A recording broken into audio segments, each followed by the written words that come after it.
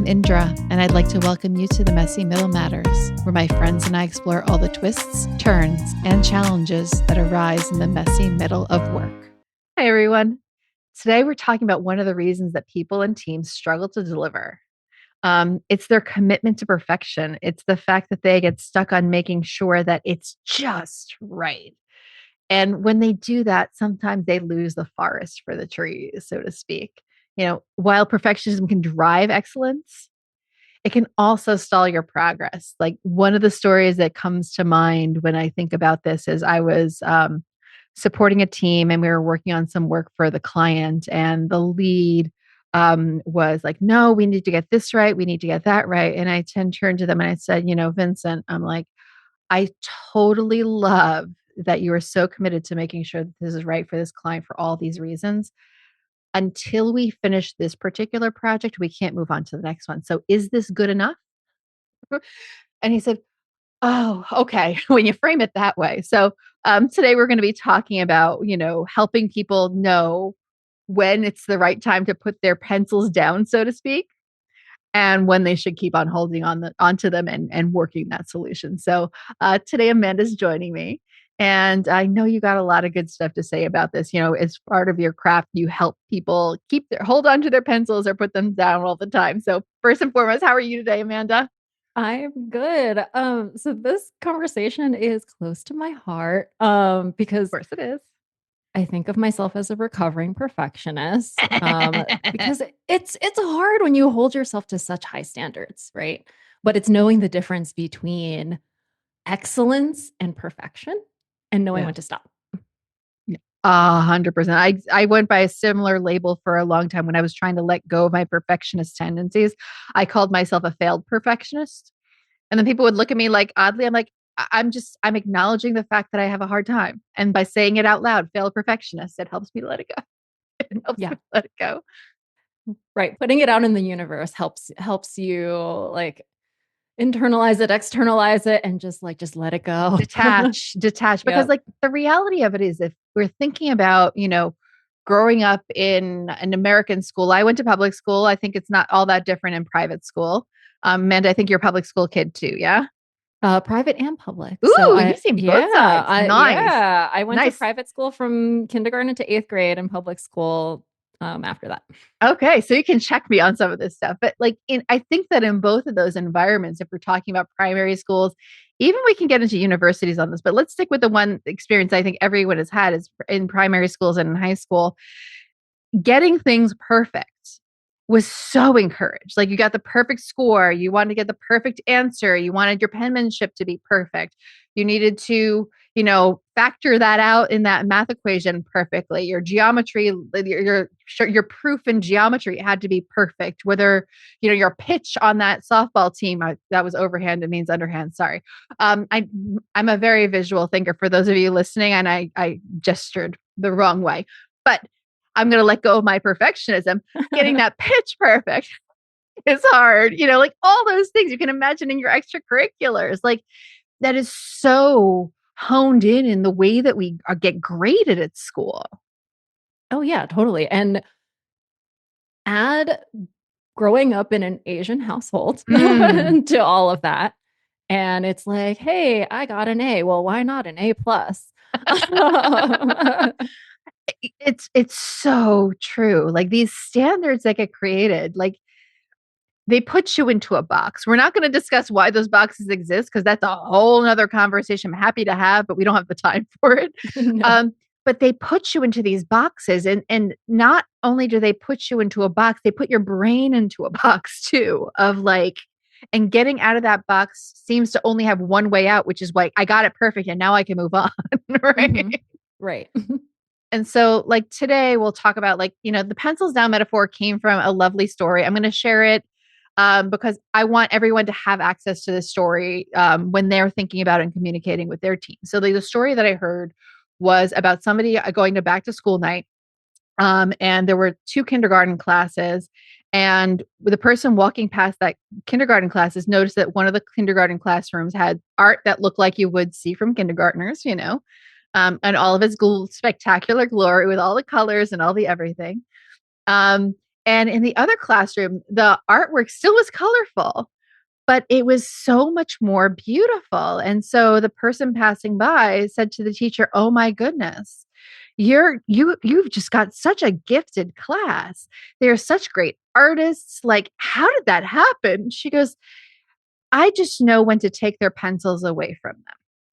Because in that scenario, they weren't overworking their work and continuing to color. They just like the children didn't recognize, and a lot of us don't recognize, when is good enough, right? Yeah. The metaphor that comes to my mind, because I'm still on my pottery journey.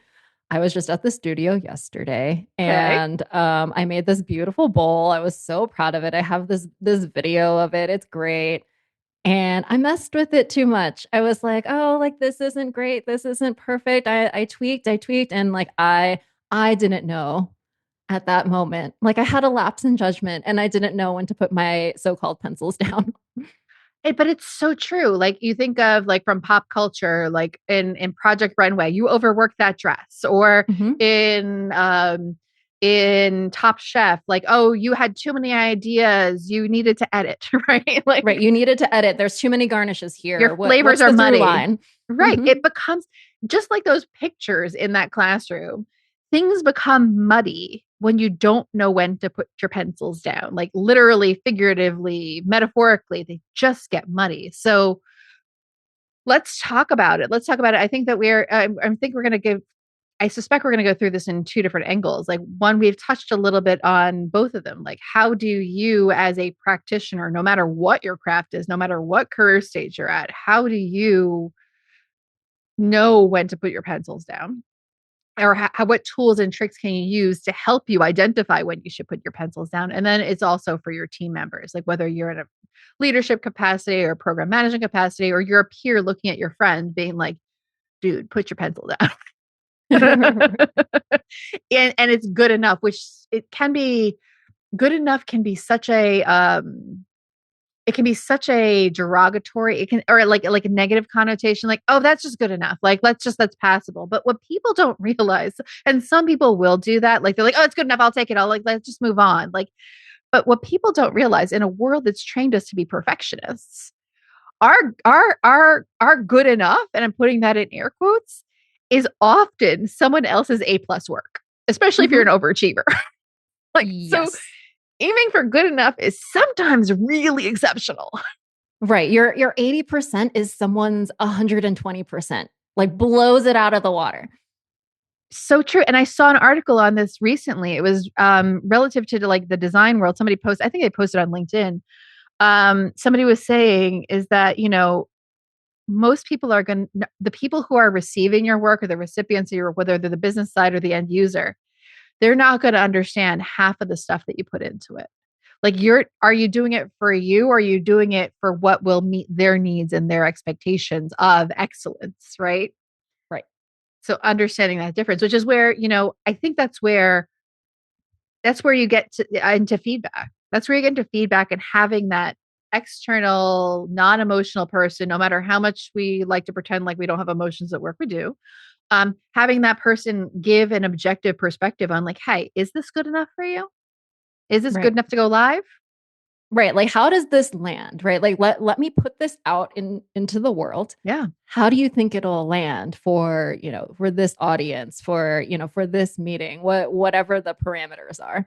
Yeah. And that could be something so formal as usability testing, right? Like, that's where you figure out like what's good enough, like your MVP, your minimum viable product, your minimum desirable product, whatever the latest acronym of the moment is, right? Where you might go through that formal process to figure out what's enough. You might go through some executive review where executives decide what's good enough, right? There is that. Or you find your leader, you find your peer, you find your partner to help you define like what is good enough. Yeah, I think it's a really helpful framing, right? Of like taking a step back and defining what good enough is and aligning on what good enough is so helpful. This is what's coming to mind, and is acceptance criteria. So for folks not familiar with acceptance criteria, so within the Agile framework, for project program management, getting stuff done management. When you before you initiate work, not only do you define what you're creating, you define the parameters that will say that it's a definition of done. So Mm-hmm. is it done when the code is done? Is it done when that action can be triggered by that thing? Is it done when you've applied, let's take it from a design perspective, is it done when I draw the thing and everything is laid out in the right place? Or is it done when I've actually applied the visual language to it, made sure the brand colors align and all that? Like defining that before you start work helps because at that moment in time, you're not emotionally attached to the thing you're doing.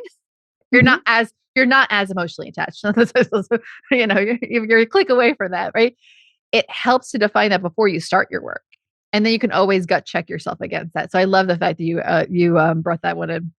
Yeah. What's top of mind for me is presentation decks, right? Presentation decks. We all love a deck. And I think being honest with yourself and being upfront before you even start, what is the purpose of this, right? Yeah. Is it to communicate clearly to an executive team what's going on? Or is it to, go into all of the details about what's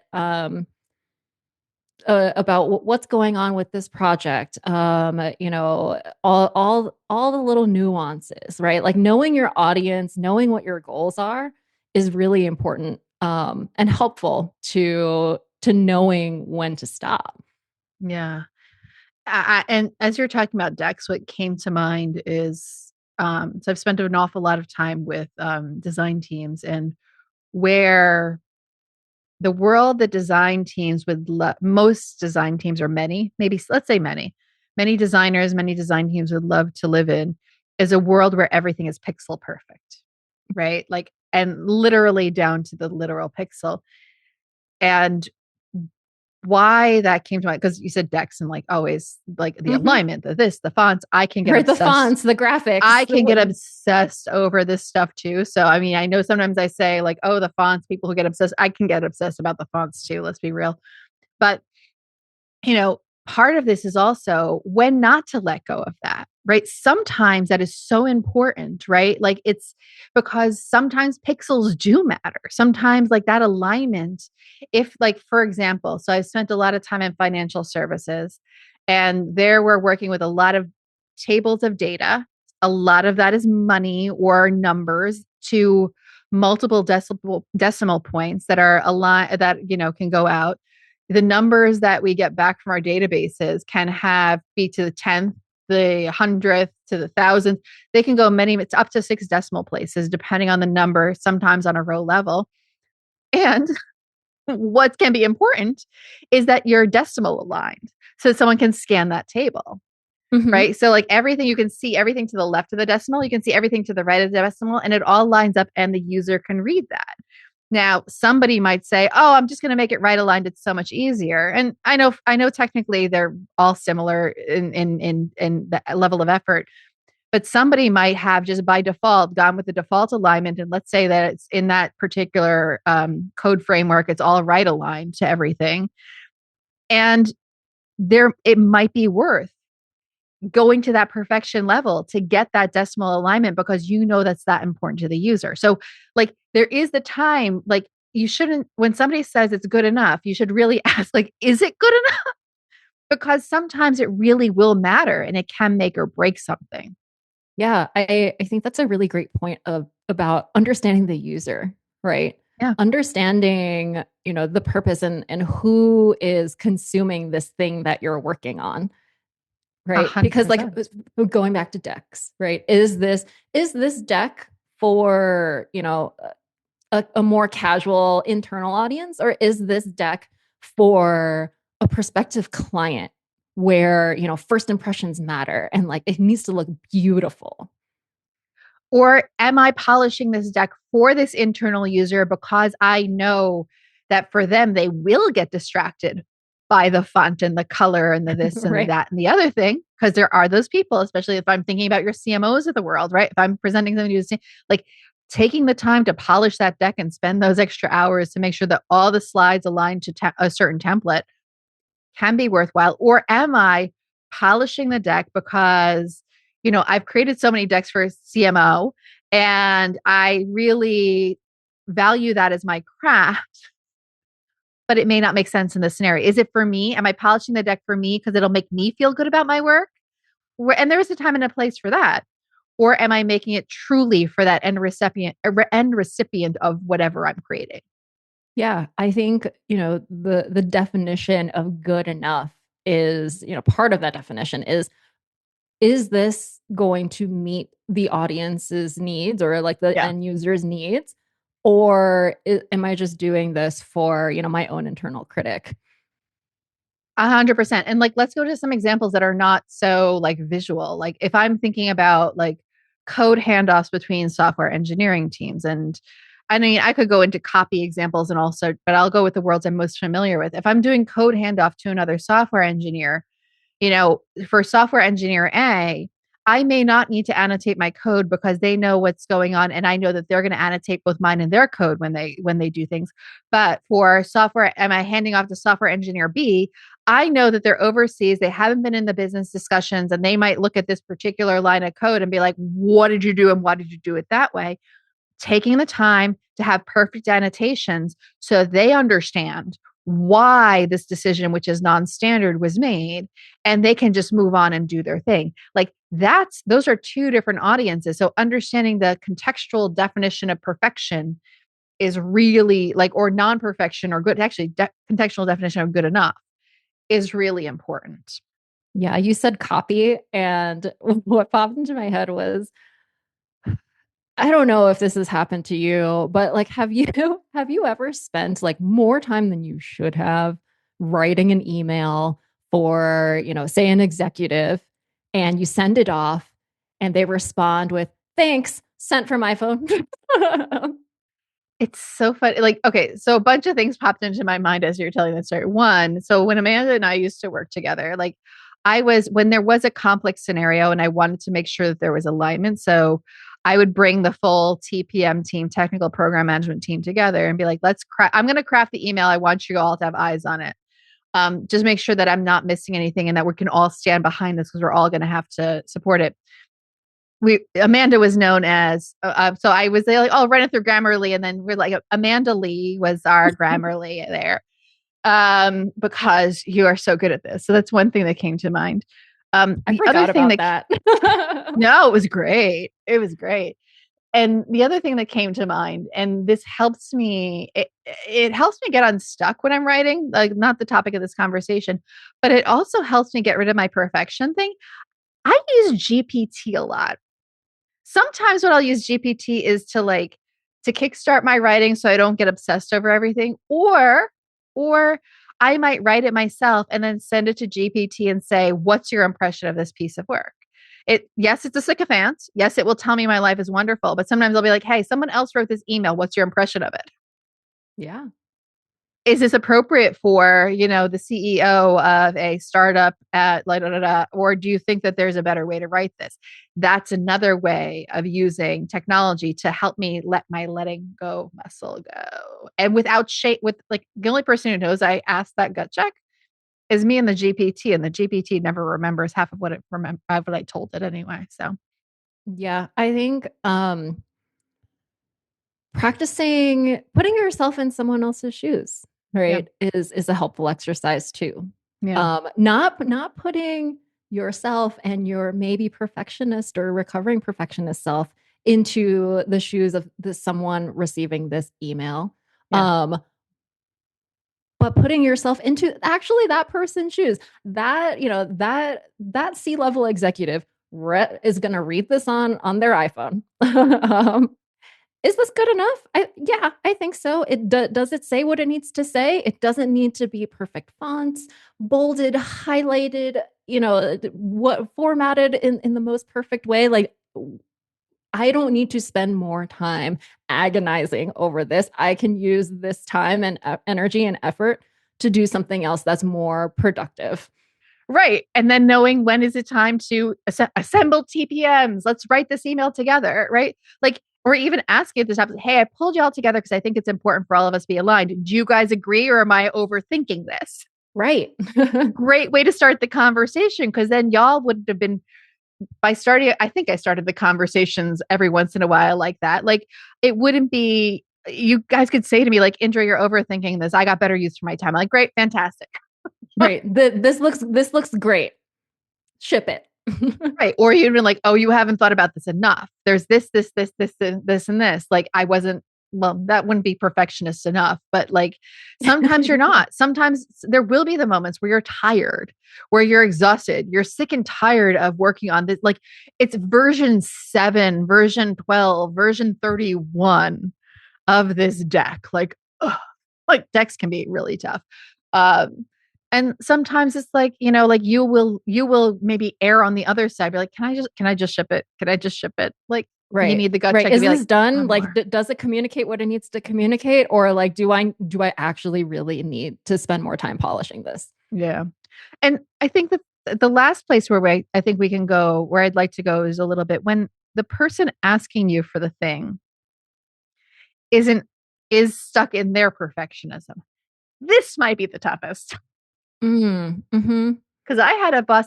I am very consistent at how I format my spreadsheets.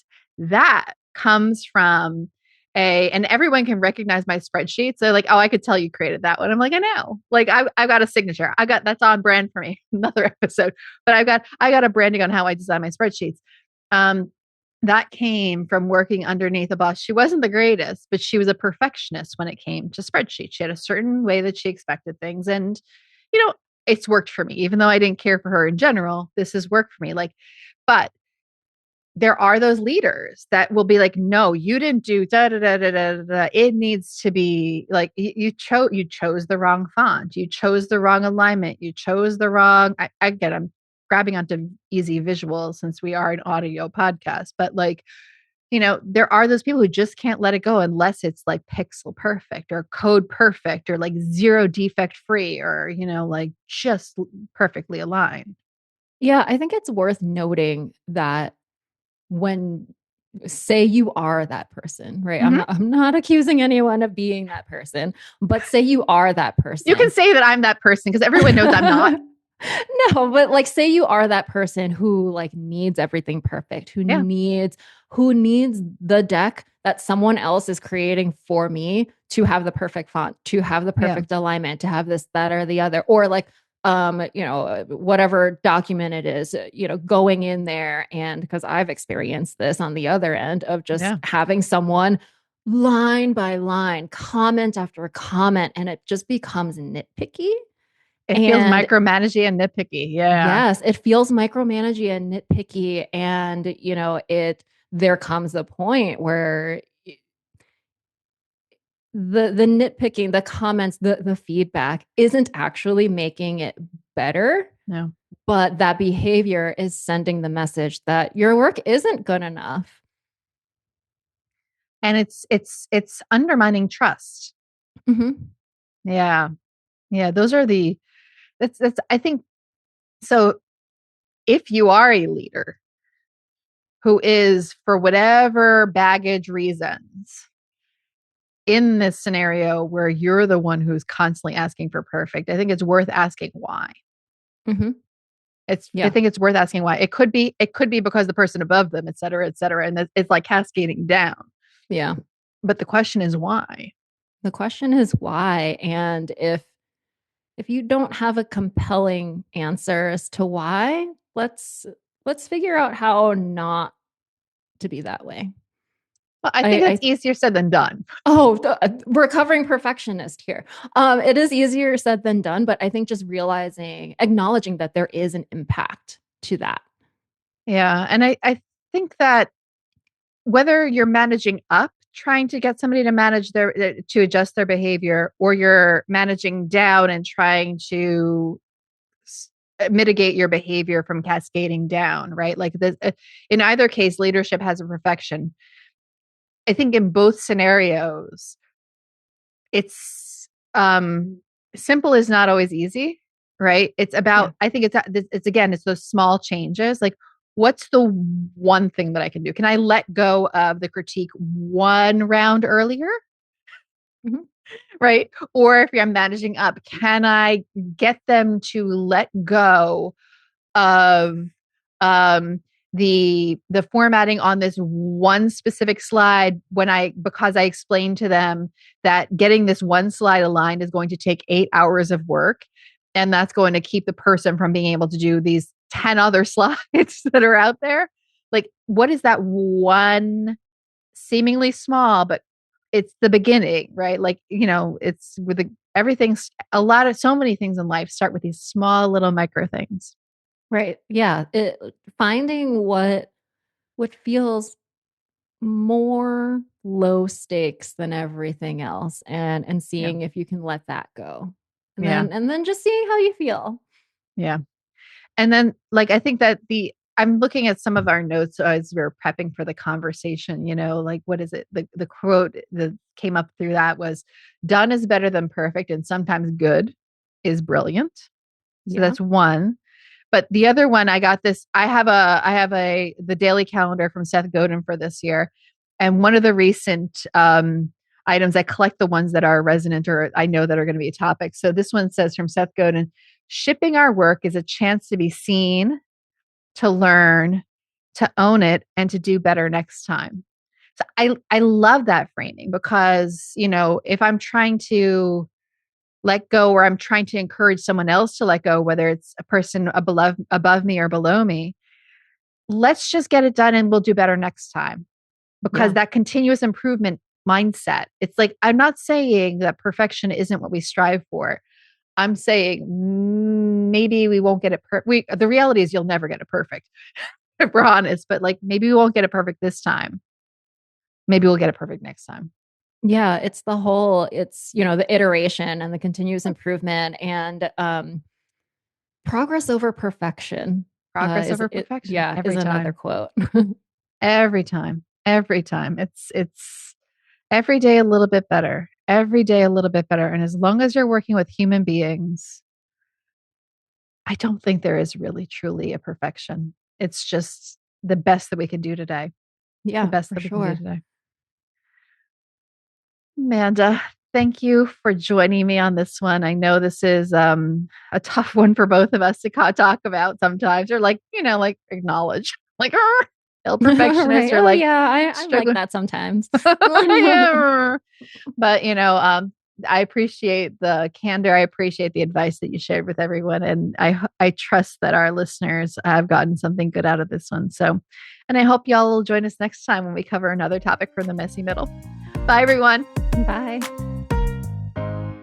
Thanks for taking time with us in the messy middle. Word of mouth remains the most powerful way for people to find us. If this episode sparked something for you, we'd love it if you'd subscribe to the podcast on your favorite app, download a few episodes, and share it with someone else who's navigating the in between. Do you have ideas for future episodes or topics you'd like us to explore? You can find our feedback form at themessymiddlematters.com or in the show notes.